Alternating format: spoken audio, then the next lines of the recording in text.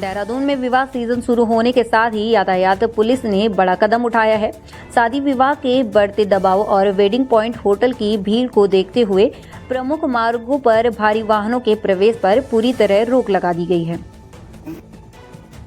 श्रीमान ADG law and order महोदय की एक बैठक भी थी और जिसमें ट्रैफिक को लेकर काफ़ी सारे दिशा निर्देश दिए गए। तो देखा गया कि चूँकि अभी ये हमारा शादी का सीजन शुरू हो जाएगा और बहुत सारे ऐसे हमारे वेडिंग पॉइंट्स हैं जो ऑन रोड ही हैं और ऑन रोड होने के कारण जो है आप जन को भी असुविधा होती है और जो शादी ब्याह में जो भीड़ आती है उसको भी असुविधा होती है। इसको देखते हुए 2 से रात्रि 9 बजे तक का एक रखा गया है कि जो हैवी ट्रैफिक जो हमारे बाईपास पर है या जो है हाईवेज़ पर है उनको अलग अलग स्थानों पर रोका जाएगा, जिससे कि शहर में या शादियों के समय जो दिक्कतें रहती हैं, एक्सीडेंट होने का चांस रहता है, उस पर हम कंट्रोल कर सकते हैं। उत्तराखंड में रजिस्ट्रेशन शुल्क और स्टाम्प ड्यूटी में बढ़ोतरी ने आम लोगों की चिंता बढ़ा दी है। नया रेट लागू होने के बाद अब प्रॉपर्टी खरीदना और महंगा हो गया है। खासकर गरीब और मध्य तबके के लिए घर का सपना पूरी तरह पहले से अधिक मुश्किल हो गया है। सरकार का कहना है कि शुल्क में बढ़ोतरी राजस्व बढ़ाने और विकास कार्यों को गति देने के लिए जरूरी है, लेकिन जनता इसे अपने बजट पर सीधा प्रहार बता रही है। हल्द्वानी, देहरादून, नैनीताल और रामनगर में लोगों ने बड़ी दरों को लेकर कड़ी नाराजगी जताई। हालांकि कुछ इलाकों में लोगों ने इस फैसले का समर्थन भी किया है। हाँ, मेरा नाम इंद्र कुमार है। मैं यहाँ तहसील परिषद में स्टाम्प विक्रेता का कार्य विगत 25 वर्षों से चले आ रहा हूँ।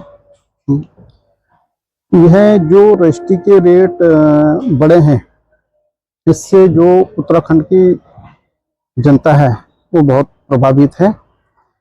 इतने रेट जो हम देखते हैं, जो कैलकुलेशन करते हैं, इतनी खरीद नहीं होती जितनी उसकी मूल्यांकन आता है। अभी एक मैंने कुछ दिन पहले देखा कि मालदन चौड़ में जो यहाँ से करीब 16 से 20 किलोमीटर दूरी पे है, एक वहाँ पर जो है 8 लाख में खरीद हुई और उसकी जो मूल्यांकन आया वो लगभग 20-25 लाख रुपए आया। सुमित जी, सरकार ने सर्किल रेट बढ़ा दिए, कैसे देखते हैं? देखिए, जो सर्किल रेट बढ़ाने का निर्णय सरकार ने लिया है, ये काफी निंदनीय निर्णय है। सरकार जैसे जैसे अपना कार्यकाल को बढ़ाती जा रही है, वैसे वैसे महंगाई की मार पूरी उत्तराखंड की जनता पर थोपती जा रही है। हम इस निर्णय का पूरी तरह विरोध करते हैं और सरकार से आग्रह करते हैं, अभी तो आग्रह कर रहे हैं, अगर सरकार अपना निर्णय नहीं बदलेगी तो सरकार के खिलाफ उग्र आंदोलन भी कराया जाएगा। सरकार से बोलना चाहते हैं कि ये जो सर्किल रेट आपने बढ़ाए गए हैं, इसको तत्काल प्रभाव से कम करा जाए। आम लोग, गरीब जनता को ये कैसे अपना जो बड़ी मुश्किल से जो आदमी घर खरीदता है, अपने घर बनाने के लिए, सपनों का आशियाना बनाने के लिए जमीन खरीदता है, उसके बाद उसको ये महंगाई की मार झेलनी पड़ती है, तो वो कैसे आगे जाके अपना घर बनाएगा। तो हम सरकार से आग्रह करते हैं कि जल्द से जल्द इन सर्किल रेटों को कम किया जाए और आम जनता की, उत्तराखंड की जनता को राहत दी जाए। आगामी 2027 अर्ध कुंभ मेले को लेकर साधु संतों में असहमति नजर आ रही है। भारत साधु समाज की बैठक में संतों ने अर्ध कुंभ को पूर्ण कुंभ की तरह प्रस्तुत करने के प्रयासों पर कड़ा विरोध जताया। बैठक में कई वरिष्ठ महामंडलेश्वरों ने कहा कि सदियों पुरानी परंपराओं में किसी तरह का हस्तक्षेप स्वीकार नहीं किया जाएगा। तो ये अर्ध कुंभ को पूर्ण कुंभ करने की क्या मतलब है? कोई औचित्य नहीं है। ये वास्तव में केवल हिंदू समाज के साथ छलावा है, धोखा है, क्योंकि उसी दौरान 2 कुंभ और लगते हैं। उज्जैन में लगता है और नासिक में लगता है। तो आप ये बताइए, जहाँ से उठा करके हर 1 महीने बाद, 15 दिन बाद वहाँ दूसरी जगह लाए जाएंगे। ये पूर्ण कुंभ के नाम से केवल जनता को बहका रहे हैं और सरकारी पैसे का घोलमोल करने की योजना है, जैसे पिछले कुंभ में की। क्योंकि मैं आपको एक जानकारी दे दूं, पूर्ण कुंभ कराने के लिए सारा देश तैयार था, अच्छी तरह कराने को तैयार था। और योगी जी ने कुंभ से पहले कुंभ जो लगता है वृंदावन में, वो कोरोना में पूर्णतः संपन्न कराया। और यहाँ सब लोग कोरोना की टेस्टिंग करके आने को तैयार थे, लेकिन बिल्कुल ऐन मौके पर कुंभ को रोका गया, हिंदुओं के साथ दुर्व्यवहार किया गया। ये इस बार हम किसी भी कीमत पर सरकार का दुर्व्यवहार, प्रशासन का दुर्व्यवहार नहीं होने देंगे। प्रदेश के कृषि एवं ग्राम्य विकास मंत्री गणेश जोशी आज सुबह परिवार के साथ बद्रीनाथ धाम पहुंचे। उन्होंने विधिवत हवन यज्ञ और पूजा अर्चना कर भगवान बद्री विशाल से आशीर्वाद प्राप्त किया। साथ ही प्रदेशवासियों के सुख शांति और समृद्धि की कामना की।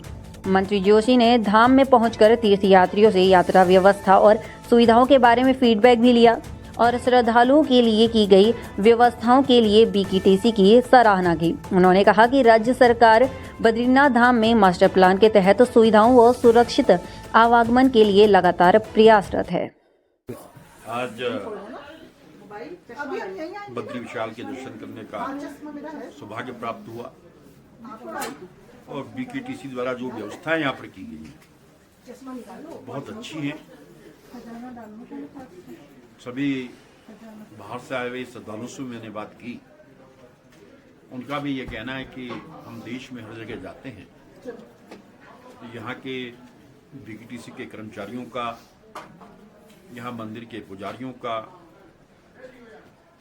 सभी का व्यवहार इतना अच्छा है कि हम उसको कह नहीं सकते, ये उनके शब्द थे। और क्योंकि अभी मास्टर प्लान के तहत इसका जीर्णोद्धार हो रहा है, कई व्यवस्थाएं पर्याप्त नहीं है, उसके बावजूद भी आने वाले यात्रियों को सारी सुविधाएं यहाँ पर मिल रही हैं। अक्सर देखने में आता है जब यात्री कहीं जाते हैं, विशेषकर जो हमारी महिला तीर्थयात्री उनको टॉयलेट सुविधा की उनकी व्यवस्था इन लोगों ने की है।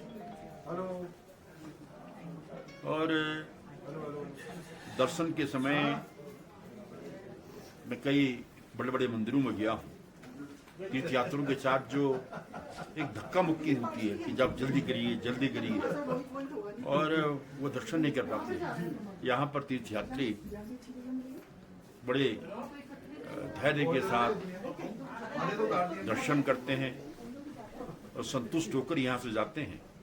मैं इसके लिए यहाँ के सीओ का, यहाँ के रावल जी का, यहाँ के मुख्य पुजारी जी का, यहाँ के सारे स्टाफ को शुभकामनाएं देता हूँ, बधाई देता हूँ, क्योंकि अतिथि देवो भव की जो हमारी परंपरा है आप उसको निभा रहे हैं। और यहाँ से जब तीर्थयात्री जाते हैं तो पूरे देश में संदेश लेकर जाते हैं और मैंने देखा कि एक अच्छा संदेश लेकर यहाँ से जा रहे हैं। मैं इसके लिए भी उनको शुभकामनाएं